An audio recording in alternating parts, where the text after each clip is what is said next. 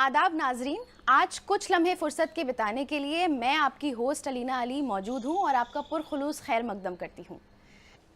आज के हमारे एपिसोड का ख़ास टॉपिक है पोषण पखवाड़ा। पोषण पखवाड़ा एक हफ्ता है जो भारत सरकार के पोषण अभियान का एक हिस्सा है और इसका मकसद है बेहतर ज़िंदगी, बेहतर पोषण। आज हम एक ख़ास मेहमान को लेकर आए हैं इस टॉपिक पे बात करने के लिए, जिनका नाम है मीनल पाठक। मीनल पाठक एक बहुत ही बेहतरीन डाइटिशियन हैं और वेलनेस की फील्ड में बहुत काम कर चुकी हैं। तो आइए चलते हैं और मीनल जी से इस बारे में बात करते हैं। मीनल जी, आपका बहुत बहुत खुशामदीद हमारे आज के एपिसोड में। Thank you so much.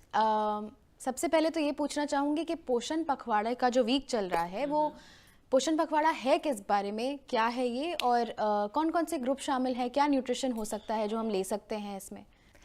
पोषण पखवाड़ा ये एक स्कीम है हमारे गवर्नमेंट ऑफ इंडिया की, जिसमें हम न्यूट्रिशन, वेलबींग, इनफैक्ट ओवरऑल जो डेवलपमेंट है ना, not just about the children but also for the women, ये एक ऐसी स्कीम है जो बहुत नई नहीं है। This is something which is on since 2018, but अब इसमें बहुत ज़्यादा ध्यान दिया गया है। इनफैक्ट अगर आप देखें कि अभी जो 2025 का जो हमारा एजेंडा है अंडर दिस इज ये जो 1000 डेज हैं, इसको ऐसे डिवाइड किया गया है कि 9 मंथ्स जब वो बेबी मदर की वूम में है, उस टाइम पे मदर का क्या पोषण रहा, मदर की थॉट्स भी कैसे रहे, and how well was her nutrition guidelines being followed. उसके बाद वो 2 साल जब बच्चे की बच्चा इस दुनिया में आया और उसके बाद उस बच्चे को कैसा न्यूट्रिशन मिला, वो उसकी overall physical as well as mental growth के लिए बहुत ज़्यादा इंपॉर्टेंट होता है। तो इसलिए ये 1000 डेज के लिए इस पर बहुत ध्यान दिया गया है। And one very important aspect of this part is the technology.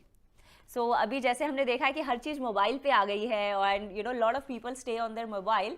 तो अगर आपके घर में टीवी हो या ना हो, मोबाइल ज़रूर होगा।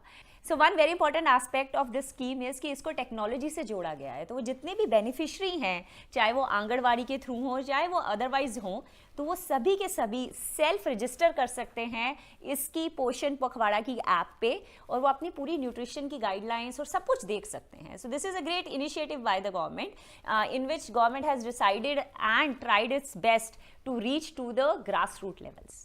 आपने बहुत ही अच्छी इन्फॉर्मेशन दी हमें। जैसे कि आपने बच्चों के बारे में बात किया, उनके न्यूट्रिशन के बारे में बात करी, मुझे एक सवाल आ रहा है जो कि शायद बहुत इम्पोर्टेंट है, क्योंकि बचपन में जो हम न्यूट्रिशन लेते हैं शायद आगे चल के बहुत काम आता है। और कहा जाता है कि बच्चे जो हैं उनको शुगर नहीं देना चाहिए क्योंकि शुगर रश हो जाता है। तो आपका क्या कहना है, इसके ऑल्टरनेटिव्स क्या हैं? क्या अच्छा खाना हम दे सकते हैं और ये न्यूट्रिशन कितना इम्पॉर्टेंट है? जैसे कि आपने कहा कि बहुत ही इम्पॉर्टेंट है, तो इसमें थोड़ी और बात करेंगे। इनफैक्ट जो ये हमारा पोषण पखवाड़ा का इनिशिएटिव है, उसमें एक बहुत रेलेवेंट पॉइंट इसके रिगार्डिंग ये है कि सिर्फ न्यूट्रिशन ही नहीं, बच्चों में आजकल बच्चों में ओबेसिटी भी बहुत बढ़ गई है। तो आप देखेंगे कि वहाँ पर हमने इस बात को भी बहुत अच्छे से कवर किया है कि बच्चों में ओबेसिटी के जितने हमें देखने में मामले दर्ज हो रहे हैं, उसको भी एड्रेस किया जाए। आजकल के बच्चों की जो डाइट है उसमें बहुत ज़्यादा सॉल्ट, बहुत ज़्यादा फ्राइड, बहुत ज़्यादा ऑयल, बहुत ज़्यादा जंक शामिल हो गया है। और इसके साथ साथ जो चीज़ कम हो गई है वो है खेलना कूदना। बच्चे बहुत लंबा टाइम घर के अंदर डिवाइसेस पे स्पेंड कर रहे हैं instead of playing in the playgrounds. वहाँ पर भी इस बात पे हमने बहुत जोर दिया है कि बच्चों का जो न्यूट्रिशन है ना, वो राइट होना चाहिए। मतलब जो खाना बच्चों को दिया जाना चाहिए, उसके लिए इट्स नॉट जस्ट कि kids are responsible, obviously parents are also responsible to watch कि बच्चे क्या खा रहे हैं, कैसे खा रहे हैं। और अगर आप देखें तो इस इनिशिएटिव के अंदर गवर्नमेंट ने जितनी भी ये कैंटीन्स रन हो रही हैं, उनको भी अपने निरीक्षण के अंदर लिया है कि वहाँ पर किस तरह का खाना दिया जा रहा है। That is also very relevant कि मतलब अगर बच्चों को स्कूल्स में खाना ही वो प्रोवाइड होगा तो फिर वो खाएंगे क्या।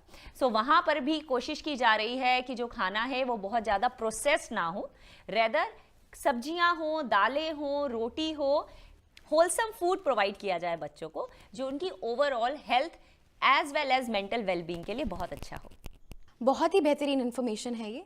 मुझे ये भी जानना था कि जैसे आप कह रही हैं कि बच्चे और उनका न्यूट्रिशन हमारी गवर्नमेंट कितना देख रही है, कितना सोच रही है उस बारे में, तो पेरेंट्स, उनकी क्या जिम्मेदारी है? वो कैसे इसमें बहुत ही अच्छा इनिशिएटिव ले सकते हैं या कोई एक ऐसा न्यूट्रिशन डाल सकते हैं उनकी डाइट में जो कि बहुत ही ज़रूरी है क्योंकि टिफ़िन बनाने में, सुबह ब्रेकफास्ट करने में बहुत टाइम नहीं होता है माओ के पास। तो ऐसा क्या है जो कि क्विक हो और बहुत ही अच्छा न्यूट्रिशन हो बच्चों के लिए? आपको ये बात यहाँ समझनी पड़ेगी, जो बच्चे हैं वो नहीं करते जो आप उनको बताते हैं कि करना है, बच्चे वो करते हैं जो आप कर रहे हैं। So kids will not learn by teaching, kids will learn by example. तो अगर आप सुबह उठ के अपने घर में कसरत कर रहे हैं तो बच्चे भी ये बात समझ जाएंगे कि सुबह उठ के जल्दी सूरज के साथ कसरत करनी चाहिए। अगर आप सुबह उठ के फ्रेश फ्रूट्स या वेजिटेबल्स खाते हैं तो बच्चे भी वही खाएंगे। लेकिन जिस घर में सुबह उठ के आप हर दिन ये तल के पराठे बना रहे हैं तो ये बहुत डिफिकल्ट होगा कि आप बना तो वो रहे हैं, आप खा वो रहे हैं, लेकिन आप बच्चों को ये सिखाएं कि बच्चों तुम्हें हरी पत्तेदार सब्जियां और फ्रूट्स खाने हैं, बिकॉज तुम्हारे लिए न्यूट्रिशन बहुत इंपॉर्टेंट है, हमारे लिए न्यूट्रिशन अब इतना इंपॉर्टेंट नहीं है। तो यहाँ पर इस टाइप की जो एक फिलॉसफी है वो वर्क नहीं करती। बच्चे बहुत ही कोमल दिल के होते हैं, बहुत आसानी से सीख भी जाते हैं। द आइडिया इज दिस कि वहाँ पर आपको थोड़ा सा पेन लेकर ये ज़रूर कोशिश करनी है कि बच्चे हर चीज़ को टेस्ट करें। ऐसा ज़रूर होगा कि उनको किसी चीज़ का टेस्ट ज़्यादा पसंद आएगा, किसी चीज़ का टेस्ट कम पसंद आएगा, बट धीरे धीरे अपने बच्चों के टेस्ट के हिसाब से आप उनके खाने में हर चीज़ डाल सकते हैं। अगर उनको पराठे ही पसंद है तो उनके पराठों में आप ज़रूरी नहीं है कि हमेशा ही वो आटे के हों, कभी उसमें आप चने का आटा, कभी उसके अंदर आप रागी, बाजरा, ज्वार, ये मिलेट्स हैं हमारे, ये बहुत ज़्यादा सेहतमंद होते हैं और इनफैक्ट इसके अंदर प्रोटीन की मात्रा भी बहुत अच्छी होती है। तो अगर आप सिर्फ गेहूं का ही यूज़ कर रहे हैं अपने घर में तो मेक श्योर कि आप सारे के सारे ये जो मोटे अनाज होते हैं, तो हमारी गवर्नमेंट में भी आजकल बहुत ज़्यादा इनिशिएटिव में ये इस बात पे ध्यान दिया जा रहा है कि सिर्फ गेहूं नहीं, मोटा अनाज भी उपलब्ध करवाया जाए। तो अपने खाने में मोटे अनाज को लेकर आइए। उसके साथ साथ वो सारे सब्जियां जो आपके बच्चे नहीं खाते हैं उनको किसी ना किसी तरह से मैश कर कर किसी रूप में खिलाइए। जैसे बच्चों को पाव भाजी बहुत पसंद है, तो वो जो घर में भाजी बना रहे हैं मेक श्योर कि उस भाजी में कद्दू भी जाए। अगर बच्चे आपके हरे बीन्स नहीं खाते हैं, जो मैंने देखा है बहुत सारे बच्चे नहीं खाते हैं, तो हरे बीन्स भी उसमें उबाल के मैश करके डाल सकते हैं। बच्चे बैंगन नहीं खाते हैं तो बैंगन भी उसमें डालिए। तो हर एक वेजिटेबल का अपना एक न्यूट्रिशन है और वो बच्चे की ग्रोथ के लिए बहुत ज़रूरी है। और कहीं ना कहीं ये बात हमें समझनी पड़ेगी कि आप हर चीज़ की गोलियां पॉपअप नहीं कर सकते। ऐसा नहीं है कि आप कैल्शियम के लिए भी पिल्स खा रहे हैं, आप वाइटामिन्स के लिए भी, मिनरल्स के लिए भी, सब चीज़ों के लिए पिल्स खा रहे हैं, तो वो सप्लीमेंट्स हैं और वो सप्लीमेंट्स ही रहेंगे। द आइडिया इज़ कि जो आपकी डाइट इन इटसेल्फ है ना, वो एक कंप्लीट बैलेंस डाइट होनी चाहिए। सो मेक श्योर कि आपके बच्चे हर चीज़ को ट्राई करें, जो चीज़ वो नहीं खाते हैं उसको भी किसी ना किसी तरह उनके पेट में लेकर जरूर जाइए, बिकॉज ये उनके ओवरऑल डेवलपमेंट के लिए बहुत ज़रूरी है। जी, तो ये बात आपने करी बच्चों के बारे में, अब आते हैं उनकी माँ के बारे में। हर तरह की विमेन होती हैं घर में, कोई हाउसवाइफ है, कोई वर्किंग है, तो दोनों का लाइफस्टाइल अलग अलग है। आप क्या न्यूट्रिशन और क्या डाइट रेकमेंड करेंगी, क्योंकि दोनों लाइफस्टाइल्स के लिए थोड़ा सा अलग हो जाता है। एक के पास टाइम ज़्यादा है शायद घर पे, एक के पास बिल्कुल भी नहीं है, एक के पास टिफ़िन बनाने का भी टाइम नहीं है। तो आपका क्या रिकमेंडेशन है, क्या बताएंगी आप हमारे व्यूअर्स को? हमारे चाहे वो वर्किंग वुमेन हो चाहे वो हाउसवाइफ्स हो, एक मील प्रेप करना हमें अपनी पार्ट ऑफ रूटीन बनाना है। वो ज़रूरी नहीं है कि मील प्रेप आपके वीकडेज पे ही हो सकता है। आपकी हफ्ते में जिस भी एक दिन छुट्टी होती है ना, आप उस एक दिन में अपने पूरे हफ्ते का मील प्रेप कर सकते हैं। अब मील प्रेप करेंगे कैसे? सबसे पहले तो हमारे सभी के घरों में दालें होती हैं, चने, राजमा, काले चने, ये जितने भी हैं, इन सब को अंकुरित करके अपने फ्रीज़र में रख सकते हैं आप एक हफ्ते के लिए। मेक श्योर कि चाहे वो हरी जो दाल है उसको अंकुरित करके रखिए, काले चने को अंकुरित करके रखिए। आपके रेफ्रिजरेटर में रेडी टू ईट होना चाहिए। ये मतलब जब आपने फ्रिज खोला तो फ्रिज खोलते ही आपको वो सोडा कोला की बोतलें नहीं, फ्रिज खोलते ही आपको अपने सामने कलरफुल फ्रूट्स, वेजिटेबल्स और ये अंकुरित अनाज दिखना चाहिए। तो वही खाएंगे आप, क्योंकि वही आपको सामने दिखेगा। अगर आप सुबह उठते ही सिर्फ फ्रिज में से वो अंकुरित अनाज निकालिए, साथ में छोटा छोटा प्याज और जो भी आपके घर में उस वक्त फ्रेश फ्रूट्स या वेजिटेबल्स हैं, आप इसमें कुछ भी डाल सकते हैं। आप इसमें एप्पल, बनाना, अनानास, कुछ भी थोड़ा थोड़ा डाल के, और जो भी सॉस आप यूज़ करेंगे ना, प्लीज़ कुछ भी मार्केट से लेकर नहीं, अपने घर का बनाया हुआ। चाहे आप उसमें थोड़ा सा विनेगर डालिए, काला नमक डालिए, काली मिर्च डालिए, थोड़ा नींबू निचोड़ दीजिए। विटामिन सी जब आप किसी भी ऐसे पदार्थ के साथ लेते हैं जिसमें आयरन हो तो उसकी अब्जॉर्प्शन बहुत बढ़ जाती है।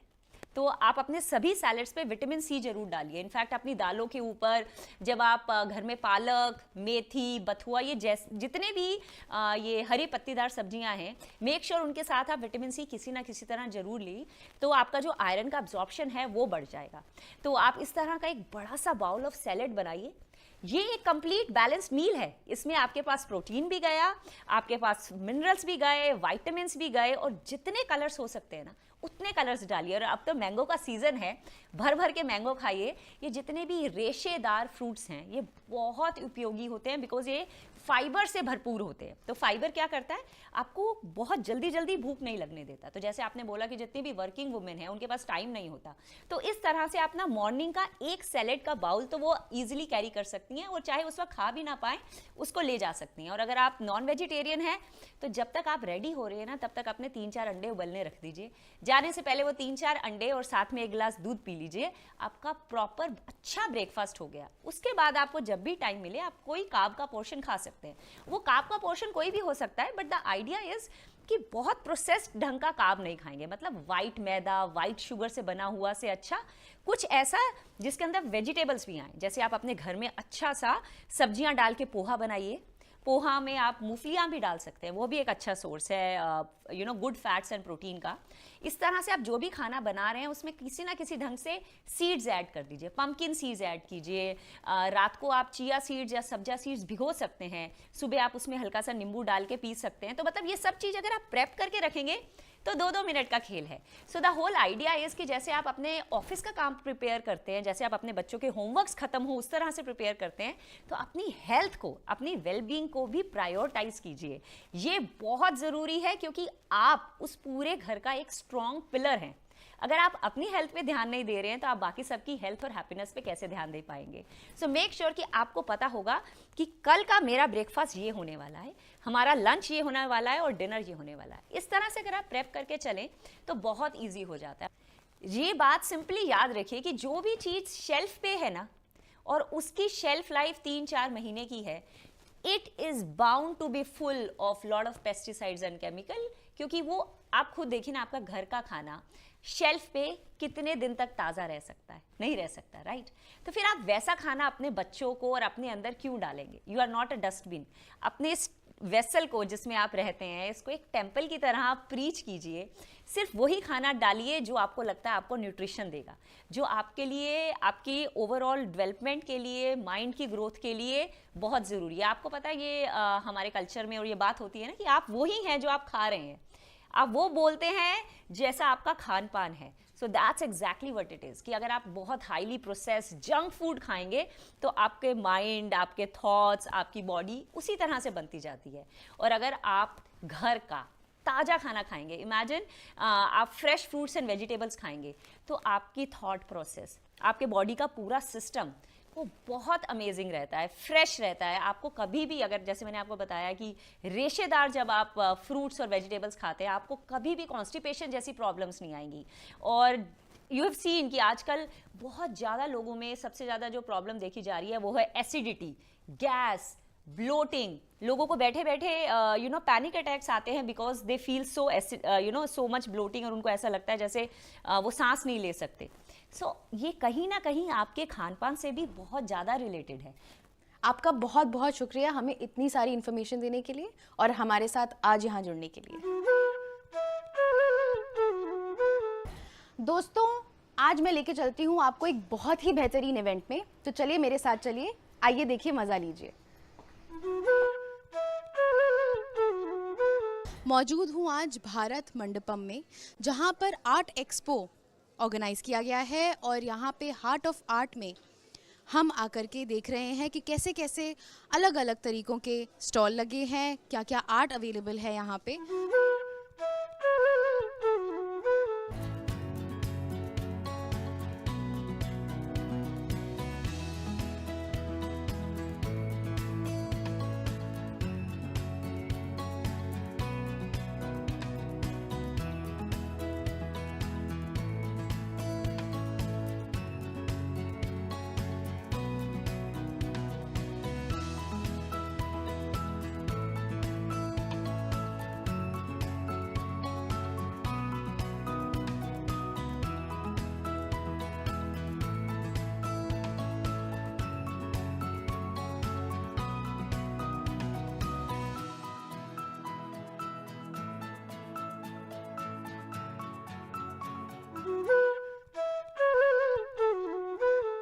दोस्तों यहाँ पे मौजूद है हमारे साथ ज्योति यादव मैम, जो कि यहाँ की फाउंडर डायरेक्टर हैं और उन्हें बहुत मेहनत करी है इस आर्ट एक्सपो को सक्सेसफुल बनाने में। आइए जानते हैं कि क्या क्या मेहनत लगी और कैसे कैसे ये जर्नी रही उनकी। ज्योति यादव मैम, अब आप डायरेक्टर हैं यहाँ के हार्ट ऑफ आर्ट के ऑर्गेनाइजिंग कमेटी की डायरेक्टर हैं, तो आप बताइए कि कैसा रहा आपका एक्सपीरियंस और क्या जर्नी थी। अब ये इनॉग्रेट हो गया है इतना सक्सेसफुली, तो आपसे कुछ जानना चाहेंगे इसके बारे में। कोई भी चीज़ जो है वो छोटे से ही शुरू होती है, तो हमारी जर्नी भी बहुत छोटे शोज़ से, छोटे कलेक्शन से स्टार्ट हुई थी। फिर धीरे धीरे हमने उसे समय के साथ बड़ा करने की कोशिश की, और जब हमने द हार्ट ऑफ आर्ट में जब लास्ट 10 इयर्स से है, तो बहुत सारे कॉन्सेप्ट्स हैं हमने डेवलप किए इसमें। जब हमें लगा कि हमें लार्ज स्केल में भी कुछ करना चाहिए, तो फिर द हार्ट ऑफ आर्ट का बॉर्न हुआ, और 2 साल की जर्नी में हमने 7 शोज़ कर लिए हैं इसे पकड़कर, और 3 सिटीज़ कर ली है, और वे बहुत ही जल्दी हम इंदौर में भी हमारा अगला नया शो जो है वो लॉन्च करेंगे। तो this is just an initiative, journey भी बहुत बाकी है। कुछ स्क्वायर फीट से स्टार्ट हुआ था, कुछ स्क्वायर मीटर में है, और ज़रूर चाहेंगे कि बहुत जल्दी कुछ किलोमीटर में भी पहुंच जाए। जी, बहुत बहुत शुक्रिया हमारे साथ ये इन्फॉर्मेशन शेयर करने के लिए। अब चलिए आइए बात करते हैं एक और ऐसे मेंबर से जिन्होंने बहुत ही मेहनत करी है इस एग्जीबिशन को सक्सेसफुल होने के लिए। आज हमारे साथ मौजूद हैं सीमा अलावत जी, जो कि ना सिर्फ एक पुलिस ऑफिसर हैं, बहुत उम्दा आर्टिस्ट भी हैं, और यहाँ पे उन्होंने एक स्टॉल लगाया है। आइए जानते हैं कि उनको क्या बोलना है इस एग्जीबिशन के बारे में। सीमा अलावत मैम। जी नमस्कार, मैं सीमा अलावा, मैं एडिशनल डीसीपी इंदौर हूँ, और 12-13 साल से मैं ट्राइबल आर्ट बना रही हूँ पिथौरा और गोंडी। पहले तो शौक से बनाया, और कुछ शौक से बना के अपने ज़िले में जहाँ अपना कंट्रोल रूम में अपना ऑफिस है सिर्फ वहीं लगाया करती थी। लेकिन फिर मुझे लगा कि इसको थोड़ा सा मध्य प्रदेश के बाहर भी लोग इसको जान पाए, तो इसलिए पर्पज़ से मैं हार्ट ऑफ आर्ट के इसके साथ जुड़ी।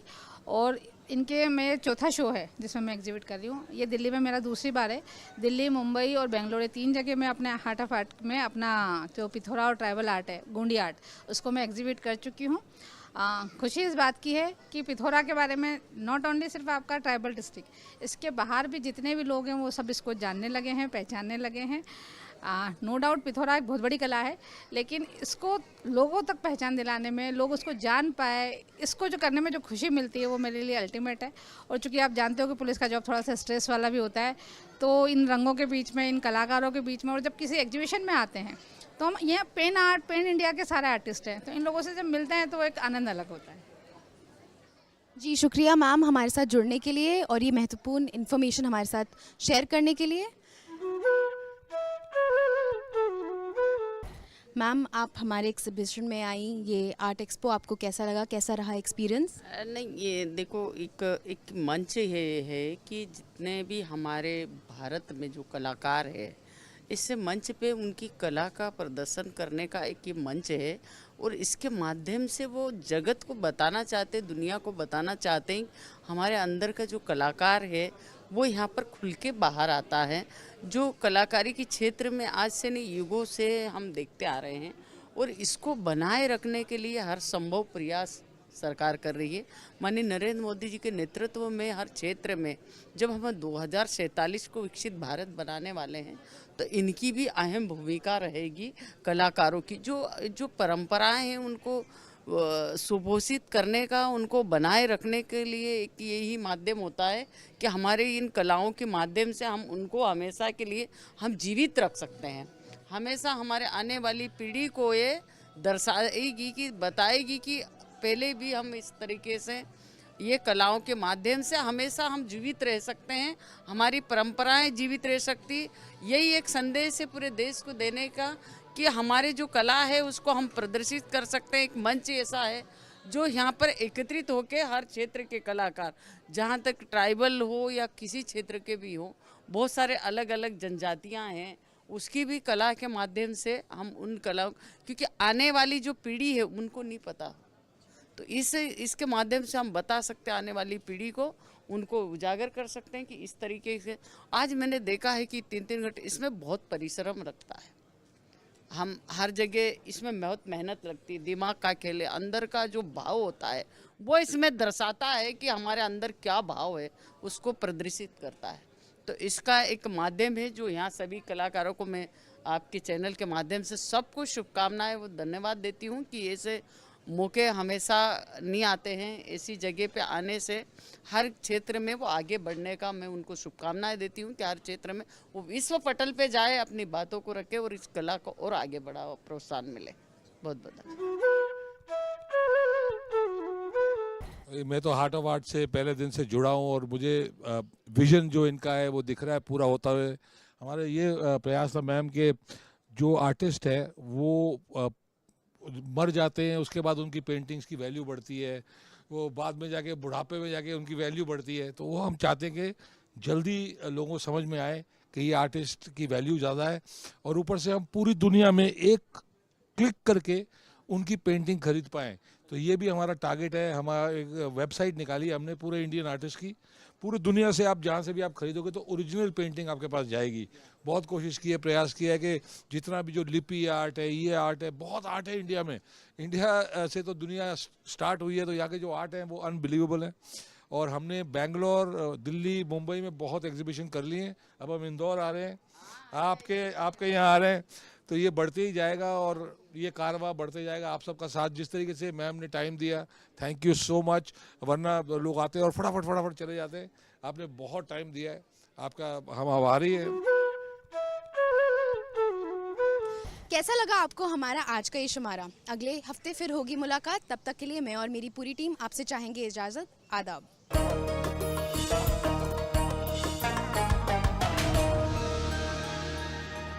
खुशखबरी आप जैसे युवाओं के लिए है। भारत सरकार की एक